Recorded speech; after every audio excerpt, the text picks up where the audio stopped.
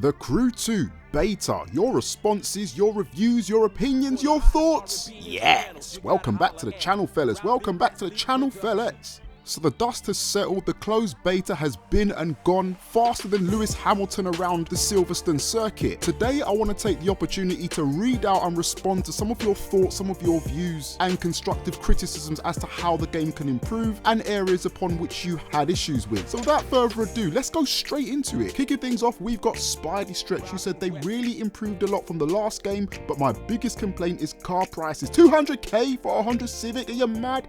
He's right, I agree with you so much on this one, Mr. Stretch. You see, I get this is an arcade racer, I get it's an open world action racing game, so obviously there's going to be exaggerations and things that are plucked out of fantasy world, and that's understandable, I'm okay with that. But when I go into games like this, I do still expect a level of, I wouldn't even call it realism, but normalization. I remember when I was actually playing the game, an early build of the game, courtesy of Ivory Tower, I went into the drift section and I noticed there was a Ford Focus RS there. The price of that Ford Focus RS, I believe it was over $250,000.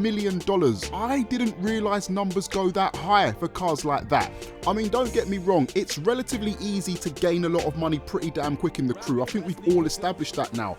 But still, $250,000 for a Ford Focus on what planet? What planet would that ever happen? Definitely not this planet, not Earth. Now, don't get me wrong, I'm pleased to say that this issue doesn't affect all cars. There are some cars which are relatively really cheap in their price markups, which is great. But there are certain cars like the Focus, like the Honda Civic, that you just look at the price and you think to yourself, what on earth? And what makes it even worse, what compounds this problem is with the Crew 2, as you probably know already, just like the Crew 1, it looks as if you do not have the facility to sell your car. So if you buy a car and then you test drive it, well, obviously you've got a test drive facility, but if you buy a car and decide after a week, you know what, I don't want this car, you can't sell it on to then regenerate money. In games like Need for Speed Payback, in games like Forza, I believe you've got the ability to go and sell your car. Yeah, you make a bit of a loss, but you still manage to recoup some of that money and you can put that towards a new car. If you've got a situation where the car you want is already overpriced and you can't sell cars you've got to make up that deficit, yeah, I don't know, man. I don't know. I'm on the fence about that one. As I said, I know it's possible for you to earn money pretty damn quickly, but come on, guys, man. I think the best way to fix this solution isn't necessarily to drop the price of the cars, because if you start dropping the prices of the cars, they become too easy to obtain. When they're too easy to obtain, they lose their prestige and become very quickly disposable. I think give us the facility to sell the existing cars that we've got. Obviously, I expect us to make a loss when we sell. Maybe we should only recuperate 30% of the actual markup value so that there's still an element of challenge there, if that makes sense. But yeah, man, that's just my suggestion. Right, next up, we've got Evertus. I hope I pronounced your name correctly. Now, he makes a couple of points here, but I'm going to focus on the first one. I would like for a better damage model. You can crash head on into a car and come away with just a scratch.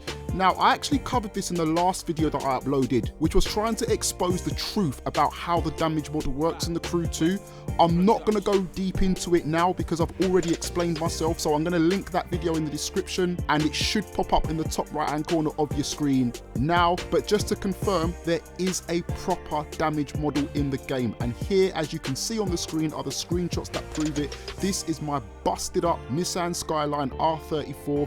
As I said, I have a suspicion that the damage model was either A, turned on in certain regions only for test purposes, or B, turned on globally only after a certain amount of days had passed, or C, only available to certain cars that have the legal permissions to have their cars damaged. But there is definitely a damage model there, okay? Next up, we've got Yash Dyer. Once again, apologies if I've got your name incorrect. We need options before we start a race. In the beta, they gave us the option to set AI difficulty. When the game comes out, they need to add more options such as disabling traffic, collisions on or off, weather settings and more. Very, very, very good point. I agree with that. I'm all about giving people choice. I'm all about giving people as many opportunities to play games in the ways they want to play it. And I think if we can have those things implemented before we start races, that'll be fantastic. I'm aware not everybody likes dynamic weather. I love dynamic weather. I think it adds a massive amount of variety and unpredictability to races, but you know, I respect the fact that not everybody likes that. So yeah, good suggestion, man. We got Alex, who says the thing I would like to see the most in the Crew 2 is a fourth slot in the transformation wheel, essentially splitting up cars in on and off-road. Having to switch to off-road when having a road car in the car slot after transformation from a plain or boat is taking all the usefulness out of being able to quickly transform between vehicles. Do you know something? I never actually thought about that, but that's actually a good suggestion, because the way that slot works is like I believe there's an option on the left, an option in the middle at the top, and an option on the right. I don't think there is any option on the bottom center, so we could implement a fourth slot. That's a good idea. Fergus, if you're watching, make it happen, sir. Okay? Thank you. Right, the next two comments are basically covering the exact same topic. So we're going to start off with Billiam is cool. Beep. The game is unplayable with a wheel. There are lots of options which looks good, but after some messing around, I realised that the options don't actually change anything. We've got Miscellaneous Banter who says better wheel support would be great. Now, here's the thing. I've not tried this game with a wheel because I don't own one. So it's not possible for me to give my own thoughts and opinions on it.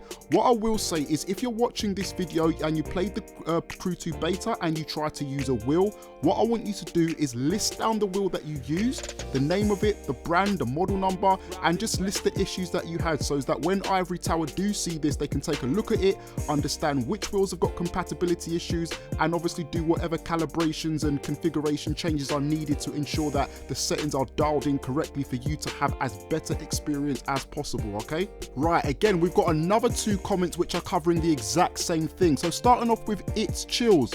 Okay, love the beta and spent many hours with it, but there's a few things. I love the drifting, it's one of my favourite things about the game, but after spending hours doing it, I realised a strange traction control going on even when it's fully turned off. It's apparent when just accelerating from a standstill. The car will not break traction until it's picked up speed. The problem comes when drifting tight and technical courses. The car, for whatever reason, will cut drive to the rear wheels while still holding max RPM and start to grip up, then throw you at max revs in a straight line if you're not careful. We've got Kowal who says when drifting in a drift spec, the back end of the car snaps way too quick, and when you try to correct it, it snaps back, making it not enjoyable at times. Okay, this is a really interesting one. Now, those of you that have been following my channel for the past few weeks, you would have known that I obviously uploaded some footage when I actually went out to play the game early. Part of the footage I uploaded was a drift video in which you saw me drifting the Aventador and struggling at times to keep the back end in check. Now, here's the thing, I'm not very good at drifting. In fact, I'm pretty poor, I'm pretty terrible. So when I was struggling, I just assumed it was just down to my low ability, but then people in the comment section were saying that the car just looked like it was snapping back and forth. I didn't actually change any of the settings before doing hand. I didn't go into the setup menu and disable traction control, so I just assumed that it was me just being a little bit of a noob and not setting the car up accordingly. But to see that there are people out there that are actually setting these cars up correctly, I mean, from what I can read, you guys seem to really know what you're talking about when it comes to drifting. It does now make me feel that there was actually a genuine problem with that Aventador, because every time I was trying to get the car into corners, the front end would do what I want initially, but then there will be a little bit of a snap. So I don't know why I clapped my hands there. So it felt like I was consistently having to do corrections. Now, I do know that drifting is all about feathering, it's all about balance transfer and whatnot. That's part of the skill involved, but there was just a lot of snappiness at the back end. So this is definitely a problem that I've experienced myself, and this is something that I would really like Ivory Tower to look into. I've got a suspicion that it's not all cars that have this problem, because in that same video I drifted the RX-7 and the RX-7 was beautiful. It drifted really, really, really well. So at the moment, I'm not sure if this issue is limited to certain cars, but I do know there's an issue there. So if we can get that looked into, that'll be great. Right, now finally, we've got 5 separate comments all covering the exact same topic, and to be honest with you, this is the topic which got the most coverage. It's probably the topic that's had the most controversy over the past couple of days or so, splitting the community in half. We've got John Venture who says, I see people complaining about how upgrading cars are too easy. If they plan on changing this, they should just make you buy parts after you unlock them with one vehicle. Next, we've got Nico DMP. The beta was very cool and I appreciate Ivory for opening it up for a weekend. Throughout my time playing the Crew 2, I felt like the game feels too easy. Play a few hours and not only have you maxed out your car, but also you're a millionaire, leaving aside the fact that unless you play on hard, it feels like you're racing Sunday drivers. Keep in mind the fact that this is the very first tier events that pay 20k plus, and future events will pay even more. I got so many things in so little time, including an F1 car, which I was striving to get since the beginning. Chappers 2016. I think they need to change it so performance parts earned are car specific, not shareable between cars, as this will increase the time that is required to max out each car, as once you've reached 280 on one, the rest takes no time at all. Back to Kowal, who says, car parts should just be for that one car alone, not for the same spec. Also add being able to buy car part packs after you get past certain points in the game for those who don't have time to play the game every day and can only play on weekends, etc. And finally, we've got Oscar. I think maxing out vehicles is too easy and too fast. So here's my stance. I'm of the personal belief that the biggest reason as to why we stop playing games, the biggest reason why we abandon games, the biggest reason why we go and sell them on and trade them in is due to completing them or due to just becoming plain bored. To avoid an individual person from feeling bored with a game, the game needs to provide a meaningful reason for them to continue.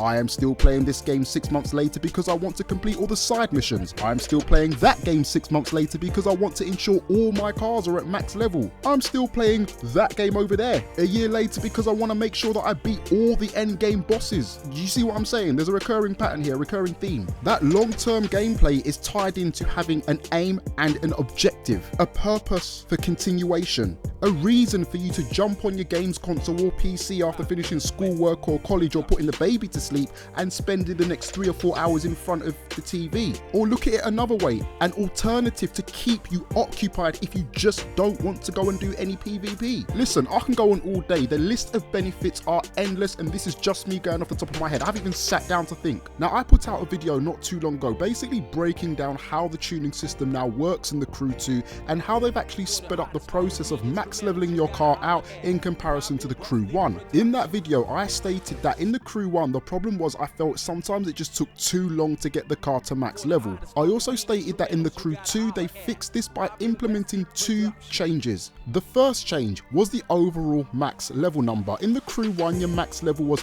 1497, 1497.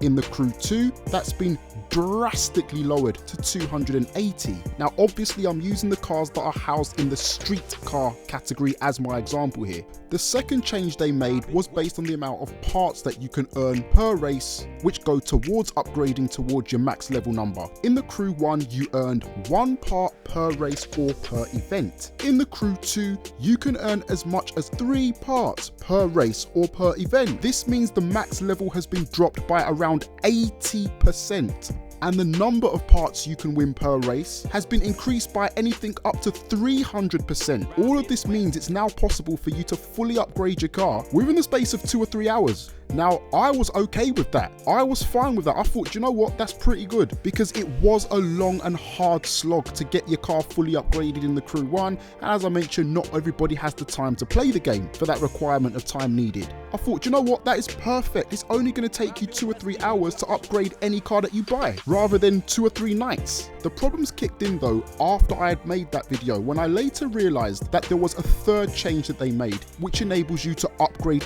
even faster. And I'm not talking about the existing car that you're upgrading, I'm talking about when you purchase another vehicle. You see, once you've fully upgraded your existing car to 280, all the parts that you start to accumulate after that are 280 parts. Those parts then go into your HQ, and if you buy a new car, you can literally just put those parts on the new car, meaning, I just clicked my fingers there, I don't know if you heard it. But basically meaning that you can upgrade as quick as the click of a finger when purchasing other cars after your initial one. My initial response to this was, oh dear, oh dear. It sparked off a huge debate. There were a lot of people that were on one side of the fence saying that the system was perfect.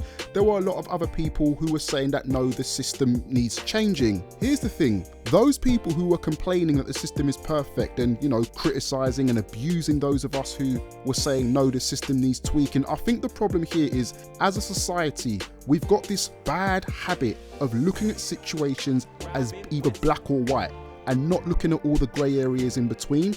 The reason why I've broken it down for you guys in this way is so that you understand that there's many grey areas here in relation to this upgrade system. If you remove this feature of taking those parts and sharing them amongst other cars, you are still left with an extremely quick way of upgrading your cars in comparison to the previous game. The max level has been reduced by 80%. You earn up to 3 times as many car parts per event as you did first time round. Leaving it like that, you are still able to upgrade your cars way quicker than you could in the Crew 1. I'm not against a quicker upgrade system. I'm not against it, I'm for it. I said it in that first video and I said it at the start of this explanation. I'm all for a quicker upgrade system and they've implemented that. The problem is the sharing of parts then just makes it way too easy to just max level all cars. Remember what I said earlier on about boredom and meaningful play, reasons to continue playing. Remember PvP's not coming out till December, right? Remember that? Okay, cool.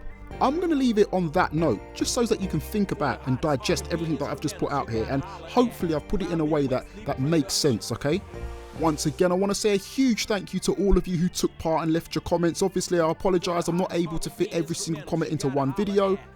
What I want you to do is use the comment section here again as your opportunity to just continue this dialogue, not just about the upgrade system, but just your general thoughts around the game itself. Put your happy thoughts down, put down all the things you feel Ivory Tower have done well, and obviously if you think there are things that need to be improved, all I ask is that you put it in a constructive way.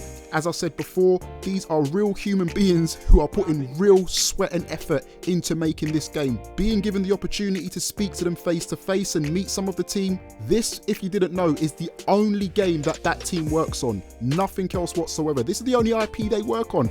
It's their baby and they care about it, believe me. I sensed it from the positive energy that I was getting from them. Anyway, if it's your first time around here, I wish you a born welcome. Be sure to check out all the other videos that I've done on the crew too. I'm going to leave a nice big playlist at the end of this video for you to click on, and I'll see you when the next video comes out. Take it easy, peace.